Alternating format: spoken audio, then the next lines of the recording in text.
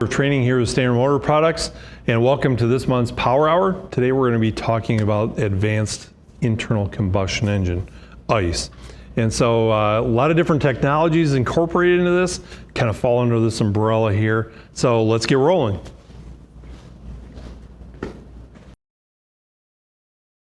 All right, well, as I mentioned, today we're talking about advanced internal combustion engines, ICE.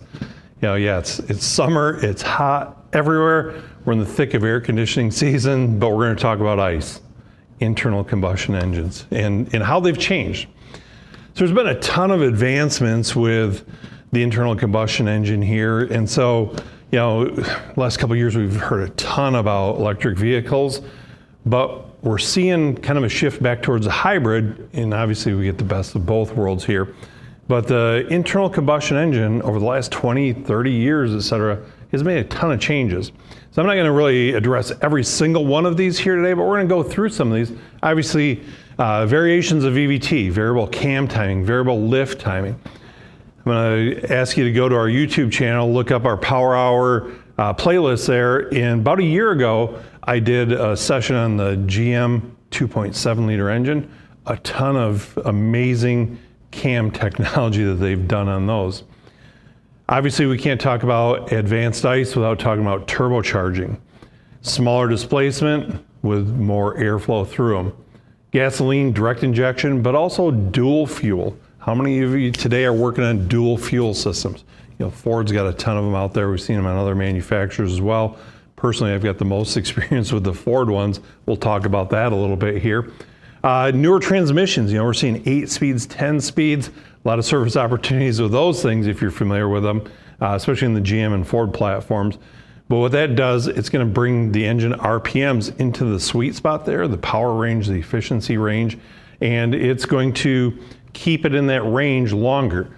You know, you've probably seen my old 60 C10 on one of the previous sessions in the background there. You know, that's got the old TH350, or I've got a couple other trucks with a Turbo 400. I've even got a vehicle with a Power Glide in it. And so those things, you went all the way through the RPM range. Today's newer vehicles, if you watch the tachometer, it doesn't change a whole lot. It really holds it within that sweet spot. And so that's efficiency. Electronic throttle control, yeah, it's been around for 20 plus years now, but with drive-by-wire, that's changed for a ton of different stuff. Kind of going back to that GM 2.7 liter, one thing I noticed when watching scan data while driving that thing, steady state cruise, the throttle was almost wide open. Yet the engine RPM was modulated by fuel injection and ignition timing, as well as the cam timing. And by keeping that throttle wide open, it wasn't to raise the engine RPM or the torque output of the engine. What it was doing is reducing pumping losses. And so the engine was able to run much more efficient at that point without the closed restriction of a closed throttle body. And so that's a significant advancement. But really, you know, could we have hybrid vehicles without electronic throttle control?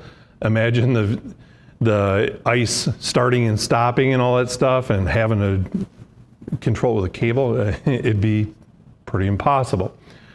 And so then engine control strategies have certainly changed throughout the years. We see much better sensor reporting, more accuracy, but significant software changes which have enabled a whole different driving style, more performance, more efficiencies out of these engines. So I'll talk a little bit about some strategies as well as some improvements in the emission systems here and how those have significantly changed, and new components we're going to be seeing as far as tailpipe exhaust systems. And then let's not forget about electronic AC compressors. Now that's something that's bolted onto the ICE engines, but you know, we certainly see hybrids, other vehicles, you know, mild hybrid at least, that are going to have electric compressors there. That makes a significant change, as well as variable displacement compressors. So we'll talk about that throughout the presentation here as well. So let's start by talking about VVT systems. Now, if you were with us last month, you saw Sean cover this in that Power Hour, and a lot of good information there. I encourage you to go back. You know, we've got several years worth of these to go back through now, but variable valve timing has certainly changed the game of the ICE engine. And you can see it's not just variable valve timing, it's variable lift, The Honda VTEC system's been around for many years, changing the efficiencies there. But then some manufacturers use the variable lift and the variable timing there, even whether it's overhead cam or cam and block. And obviously these are RPM and load sensitive as they go through the different ranges here. And so really some of the benefits of this advanced actuation, you think about back in the old days, engineers or design engineers for engines, they had a fixed cam. You hot rodders that are tuned in today, remember, yeah, we might advance that thing one tooth, and that's going to change our power curve, or you might retard it for different torque applications. And so those design engineers were fixed to, this is what we got to do. Well, with advanced actuation now, they can get the best of both worlds here. And so it's going to, through increased volumetric efficiency, better breathability of the engine, they can advance the cams, and that's going to change the performance output there. And then by reducing those pumping losses, as I talked about with that GM application, it allows the engine to run freer.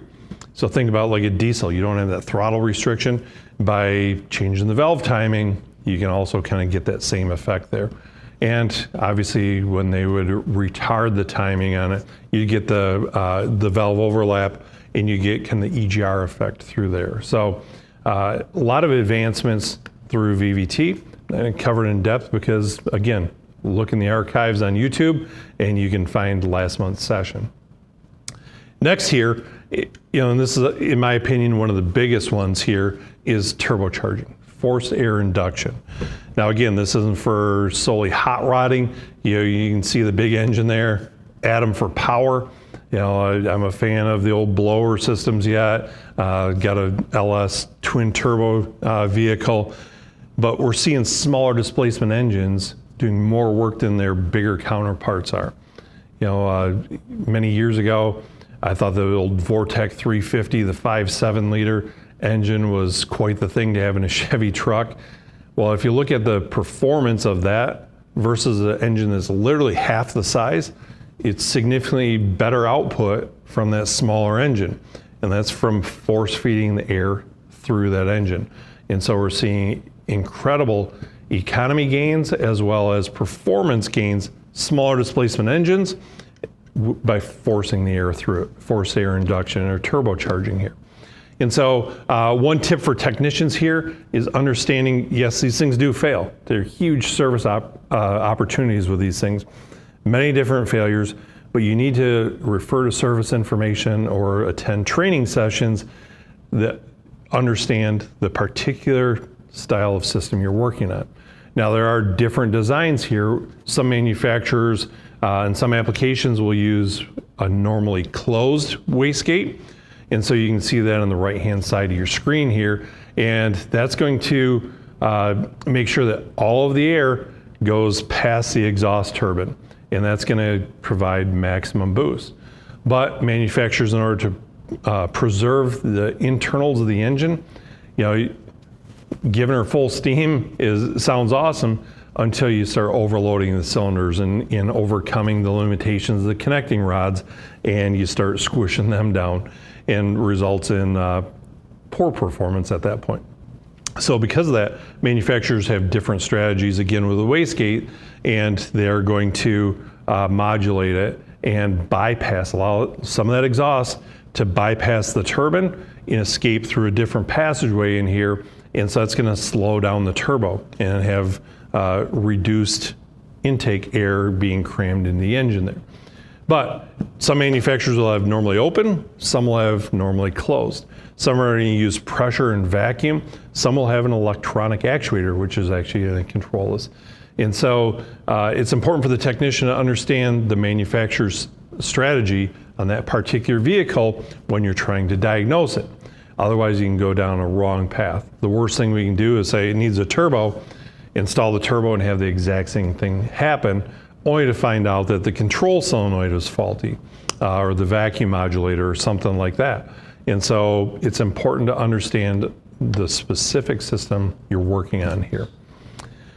And so here's an example of a smaller engine, like a Ford here, where it's got the separate vacuum pump. Again, these are smaller engines. Half the time they're under boost. And so where do we get the vacuum from? Well, it comes from a mechanical vacuum pump here. And so you can see the spring-loaded actuator there and how the pressure of the vacuum is going to overcome that to open or close what I'm going to refer to as a trap door. That's kind of what that wastegate is there. It's opening to allow some of the exhaust gases to sneak around the turbine. Otherwise, it's going to be closed, forcing them to go through the turbine, building bigger boost numbers there. And here's another one. I just ran across it just the other day as I was prepping for this. Like, well, this is a very much a real world scenario here. Walking through my old shop, and one of the technicians says, hey, come on over, take a peek at this if you run across this. Well, yeah, Ford Escape with a faulty turbo. Yes, I've run across that many a times. Probably not quite as much as some of the V6 applications, right? The 3.5s and the 2.7s. However, he said, no, this thing was not necessarily a customer concern of lack of power, but excessive smoke. And this is something we see more and more. I've seen this significantly in the diesel trucks where the center seal on the turbo goes bad. And so this thing, if you can kind of look inside of there, the center seal was leaking oil. Now, obviously that goes through the exhaust, gets into the intake, depending on where that seal is actually leaking. So it's one thing to go, oh, okay, it's got a bad turbo, but this is where we always have to dig a little bit further here. And so if we look down inside the intake here, you'll notice a bunch of engine oil there. So a couple things to think about here. It has not ingested it yet. It's sitting puddled up there in the intake. Now, maybe one good acceleration, maybe force that stuff through the engine, could have caused significant damage. Obviously, trying to compress that oil is going to hydrolock the engine, cause some internal engine damage. But again, think about what the crankcase level looks like. How low is this thing on engine oil? And so that's one of the things as we talk about replacing turbos. When you remove the old one, you need to install the new supply line, make sure the return line is clear, replace, etc. And then we want to crank that engine over, prevent it from starting. We want to crank it over to make sure we've got good fresh supply oil going to our turbo to protect that investment. And we always want to check the engine oil level because these turbos can spin over 100,000 RPMs and they build a lot of heat, right? Nothing. If you've got a pyrometer on a diesel truck or something, you see over 1,000 degrees in there. And so we got to have good, fresh, proper oil going through it. I'm wondering how low the dipstick looked on this one. But it doesn't even stop there. As the technician pulled the intercooler off it, and kudos to him for thinking of this, but he pulled the intercooler off and it was also full of oil. So this car got a lot more than just a turbo. You can see he pulled the intake apart, was able to vacuum out and then eventually clean up and dry all the oil out of the intake. Very convinced that no internal damage had occurred to the engine yet because it sat low enough in that intake, it didn't make it up and there was a passage for air. But who knows how much longer until that thing would have choked itself off and started ingesting oil. But it also got a new intercooler at this point along with the new turbo. So keep that in mind next time you're diagnosing a newer small displacement turbocharged engine or it comes in for oil consumption, you gotta be thinking, we have one more possibility here. Another advancement here is the advent of gasoline direct injection. So hard to believe that's been coming up close to not quite 20 years yet. Some of the first ones I've run across are like the, I think it was the 08 Pontiac Solstice. Certainly not a high VIO or vehicles in operation is an industry term there, VIO. And that's certainly not a real popular vehicle, but they're out there. And that was one of the early applications of gasoline direct injection. So it's been around for quite a while. We're seeing it gain in popularity. And as we've seen the shift away from multi-port to GDI, a lot of technicians are servicing GDI injectors. So if you've worked on any newer model GMs, you're probably familiar with, I believe it's the code P219E, fuel imbalance code. We've got a lot of information for that in our new General Motors class. So look for our full evening pro training seminar on General Motors updates. A lot of great information about that trouble code and diagnosing it there. But it all goes back to restricted or faulty spray patterns out of GDI injectors. So we're seeing more and more of those show up in the shop. But how many of you aren't going in to replace lifters on a GM vehicle? You've had to pull the rail out. You're hopefully familiar now with resealing and hopefully not bending the fuel rail there and all the one-time use components. Certainly as we get into the high pressure systems, see more and more faults with those as well. But that is, one of the benefits of it is more precise fuel delivery. These things run on significantly higher fuel pressures, 2,800 up to maybe 3,000 PSI. Shorter on time, but much finer mist in fuel atomization, as well as the delivery point, right? Now it's going directly into the combustion chamber, not just into the intake manifold there. So as we look at the typical layout here, we've got the low side here in blue. And so we think about, we've got our tank, we've got our in-tank pump. We're probably gonna have a fuel pump control module. Remember I talked about that a couple months ago. And then it's gonna feed to the mechanical high pressure pump here. So this is gonna be camshaft driven. Most engines will have at least one, starting to see some applications with more than one of these. And obviously we've got the cam follower, which is going to be the roller running on the camshaft there. So make sure if you're servicing one of these here, you're gonna be replacing that cam follower at the same time. But that's producing the high pressure, and that's going to be supplying it to the rail. Kind of go back to the diesel terms here, common rail. And so we're gonna have the same pressure across this entire rail at the top of all these injectors being fed into the cylinders. Tip here, if you've worked on the GMs, if you've had to replace some of these, you may have looked in the catalog or the counter person, the guy on the other end of the phone at the parts store said, there's multiple options here. What do you want? Low flow, standard, or high flow. And we're not saying standard as a brand, we're saying there's different options here. And so I know many technicians have gotten tripped up on that. And so if you look in our catalog, there's gonna be references to the part number etched on the injector itself. So you need to look at the injector you've taken off the vehicle and then match it up here. And there's different part numbers which are gonna be applicated specifically to that particular new injector. And so don't be thinking I'm gonna put in the high flow here and it's gonna increase all kinds of performance. Not necessarily. But again, it's important to understand that you've got the proper injector reference number when ordering this. And so it's not anything new. As I started looking back on this, I'm like, wow, this goes all the way back to 2014 on some applications here. So yes, be aware of that. An injector is not just an injector anymore. There's different options. And so make sure when you're ordering, you're armed with the proper information. And so technicians, do your service writer a favor, give them that information before they even ask for it, and don't be surprised if they do ask for it. We've all seen some great questions come from service advisors over the years, I'm sure, but this is a legit question. They need that type of information to make sure we get the right injectors. And I want to say this isn't just a GM thing. We're seeing this with other manufacturers as well. Here's an example from Toyota. And so even a 4-cylinder engine, they are going to have different numbers here. And theirs are a little more obvious here. And so you're not really looking for the whole big number. You're just looking for this flow code here. And so again, if you look in our catalog, you can look it up here and we offer them.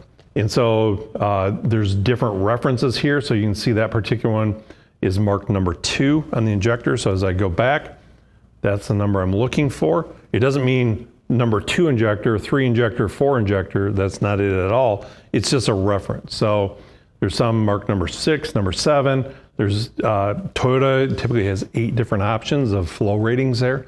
And so you want to get that so you have a good balanced operation there. Now, I alluded to this at the beginning, but dual fuel systems are becoming more and more prevalent. Why is that? Well, you kind of get the best of both worlds here. And so you've got the optimization of the GDI, but let's face it, GDI came with a whole new set of problems, right? Primarily carbon on the valves, on the intake valves, because you didn't have the fuel mixture helping to clean them off there. Some additional stuff, but dual, and so I've seen this on a ton of Fords, are the ones I'm most experienced with, but I know other manufacturers are doing it as well. So as we look at some of the reasons here, you know, it's going to give you, again, the best of both worlds, but it's going to come at a cost, right? Again, as technicians, I'm thinking if I got a V6 engine that's got a GDI as well as a multi-port system, now I've got 12 injectors. Again, double the opportunity for something to go wrong and the vehicle to come back into my service bay and do some repairs for them here. So as we look at it here, here's an example of a Ford 3.5 liter. And so we can see this is a cutaway I found at a show. We've got the GDI rail down here. Obviously it's going to be lower because that's going directly in the cylinder head, and it's going to go directly into the combustion chamber. But then we've got the multi-port rail up here, and we've got same old injectors we've been seeing for years with just it's high pressure, but not nearly as high as this. So we're talking 50, 60 PSI, rubber O-rings, you know, same service stuff we've been dealing with before. And so this is just one example. Now, when does that work, or how does it make the transition there? Well, here's some examples. I'm using the Ford scan tool here.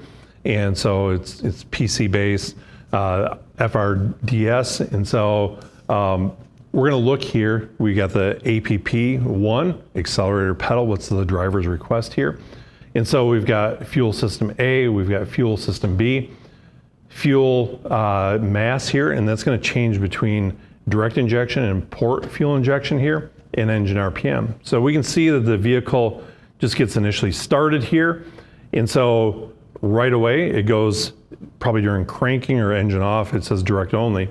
But once the engine starts here on a cold start, it's a mixture. It says direct injection and port fuel injection here.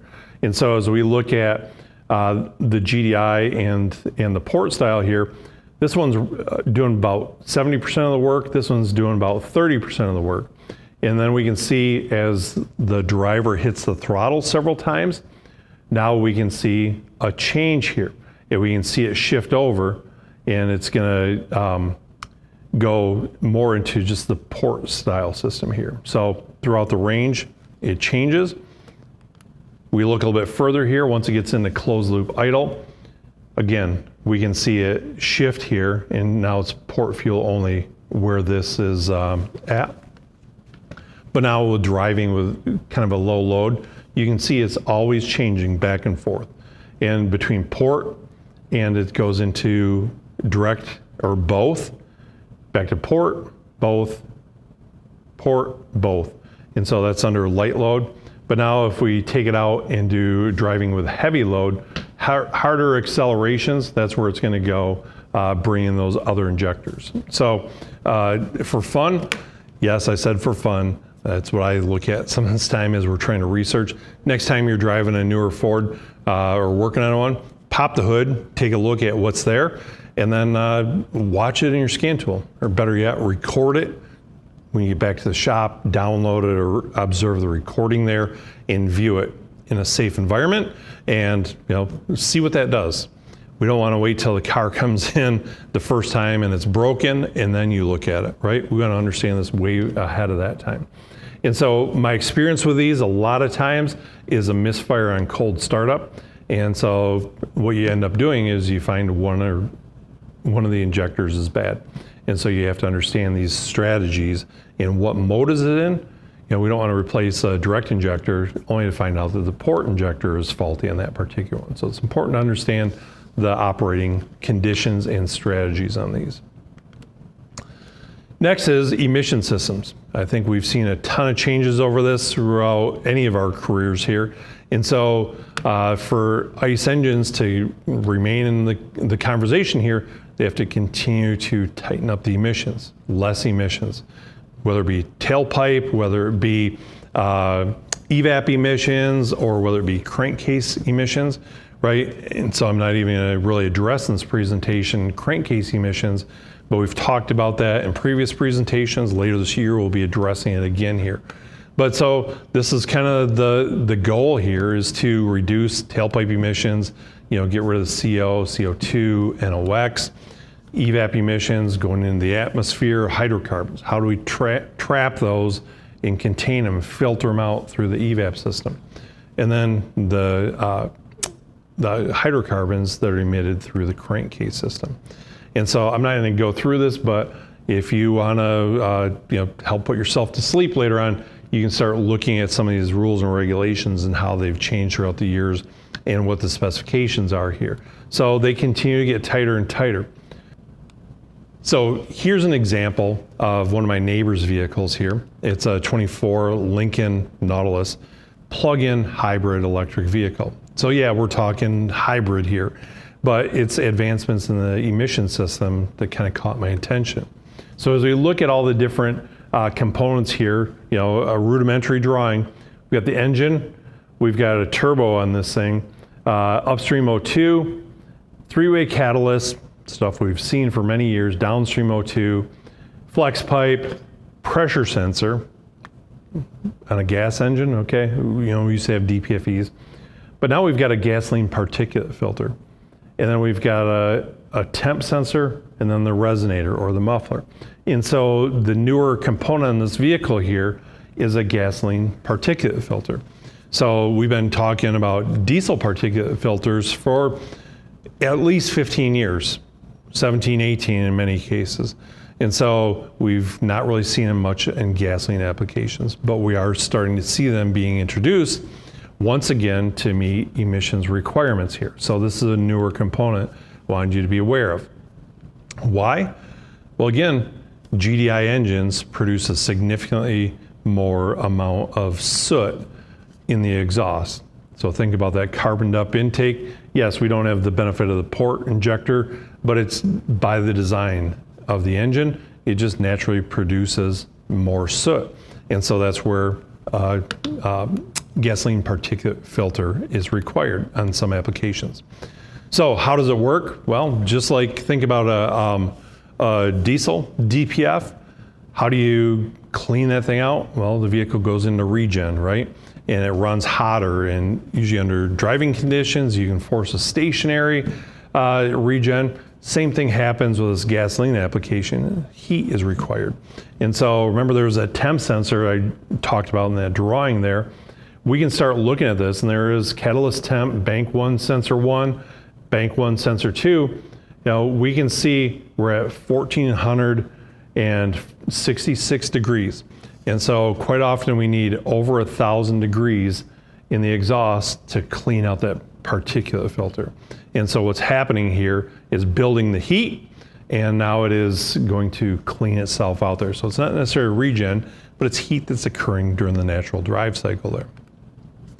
That being said, other manufacturers beyond just as Lincoln are now using other strategies. You can find a ton of different SAE papers. If that chart I showed earlier doesn't put you to sleep, start reading some of these SAE papers. Again, that's where the beauty of AI today comes in. Many of these papers, I'll upload it and start asking questions. Summarize this for me. What do I need to know out of this? And so different manufacturers will use an enhanced EGR strategy to kind of clean up some of that particulate matter. Again, if we take that exhaust and we recycle it and we burn it again, chances are it's going to get rid of more of that soot.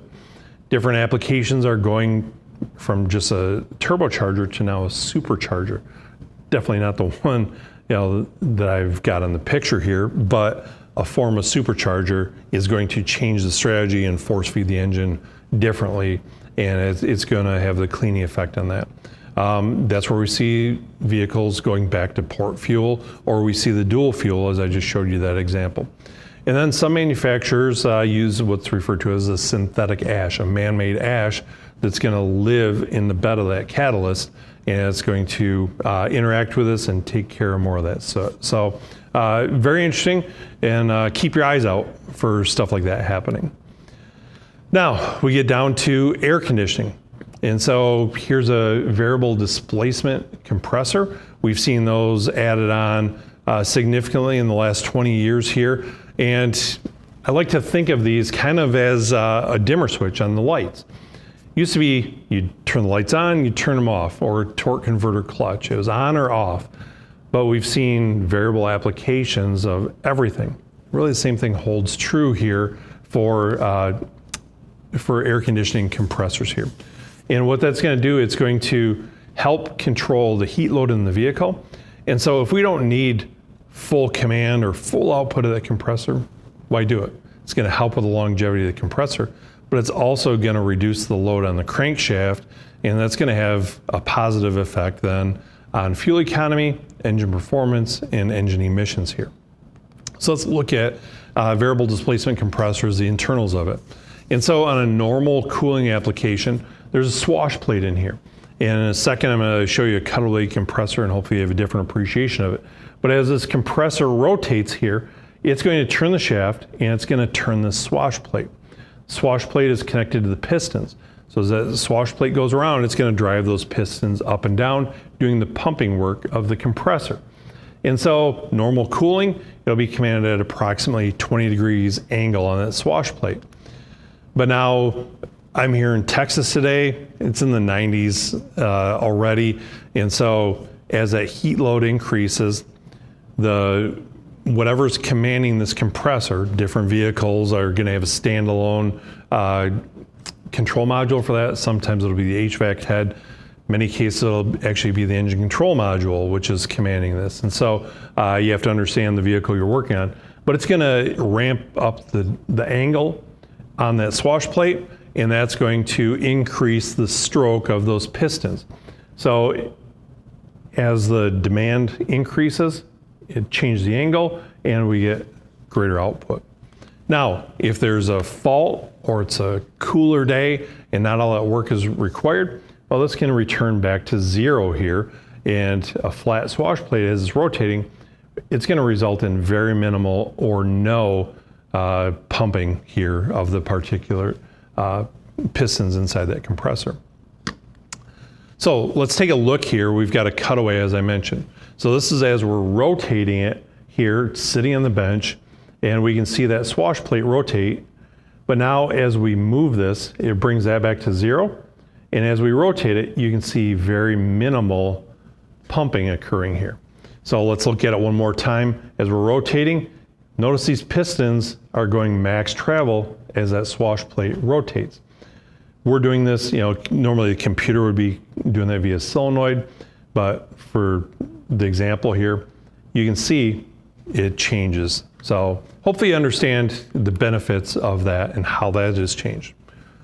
Finally, we've evolved into, obviously with hybrids, EVs, one of the advancements I think is fantastic here. It's the electronic or the high voltage AC compressor. And so this is going to, you see there's no pulley on this thing, and it's just going to have power to it. And so different ones will be different. Some might have an inverter in them. Some are going to have the inverter upstream. And so some will have AC voltage going to it. Some will have DC, depending on the application. But it's going to power up the compressor with an electric motor inside of here.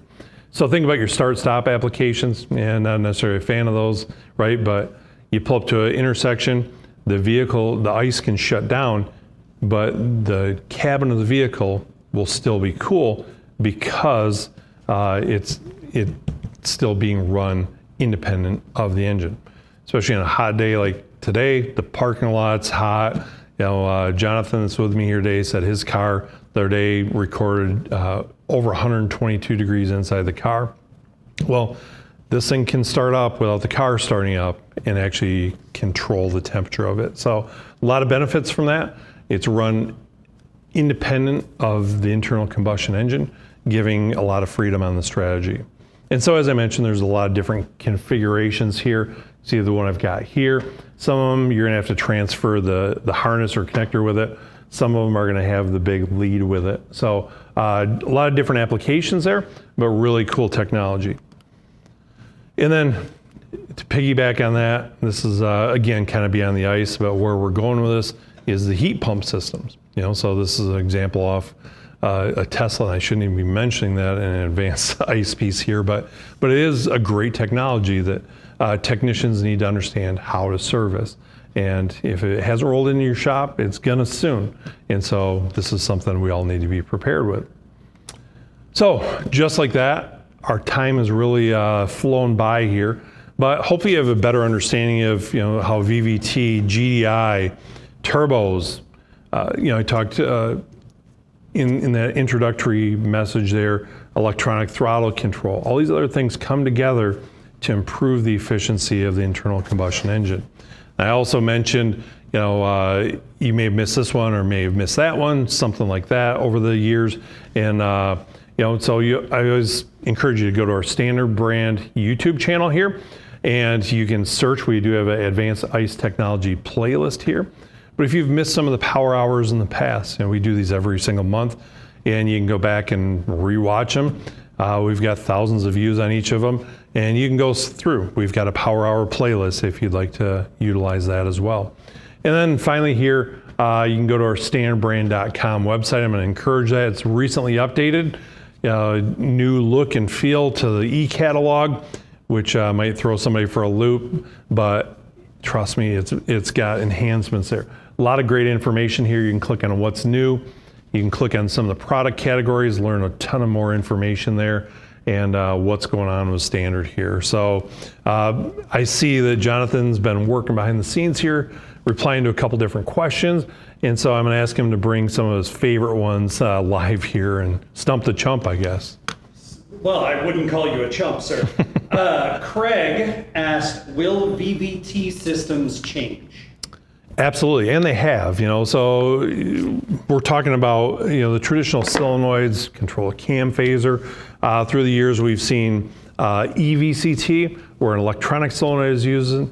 Now we see manufacturers using what's called cycloidal changes here, and so electronic controls rather than the hydraulic controls, so much more accuracy with those, and so they, like everything else, continue to evolve.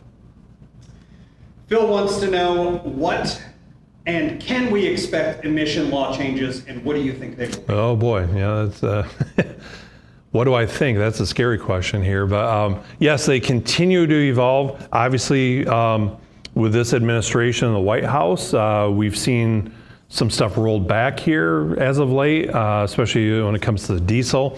I actually know two of the gentlemen that were on the pardon list personally, so congrats to them. And they've tuned in on some of these as well. So we've seen changes, but we're going to continue to see changes, right?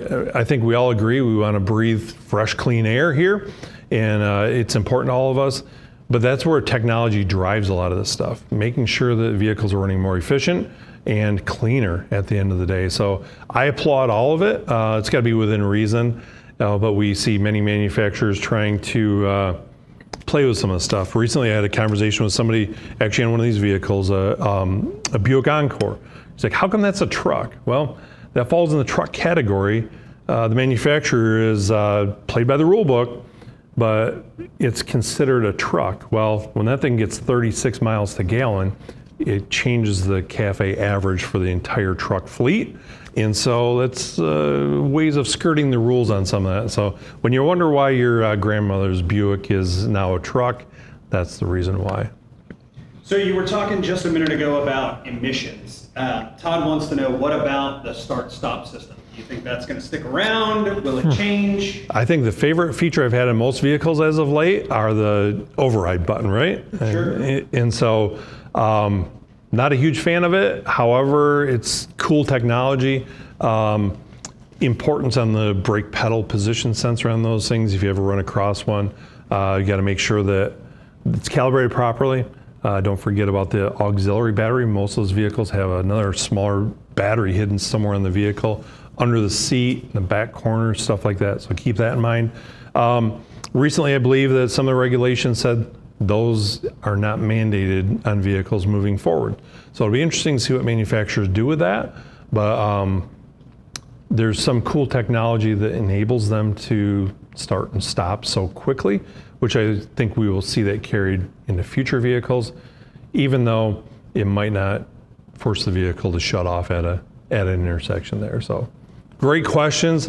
Thanks everybody again for tuning in. We look forward to seeing you next month. As we start rolling into the fall months, I hate to say it, but it's getting closer. We're going to get back into some blower motors, blower motor resistors, some temp stuff, fall tune-ups on your HVAC system, and how do we care for customers, keeping them warm now rather than just keeping them cool like we need to do here today yet. So again, thanks for tuning in, and we see you at the next one.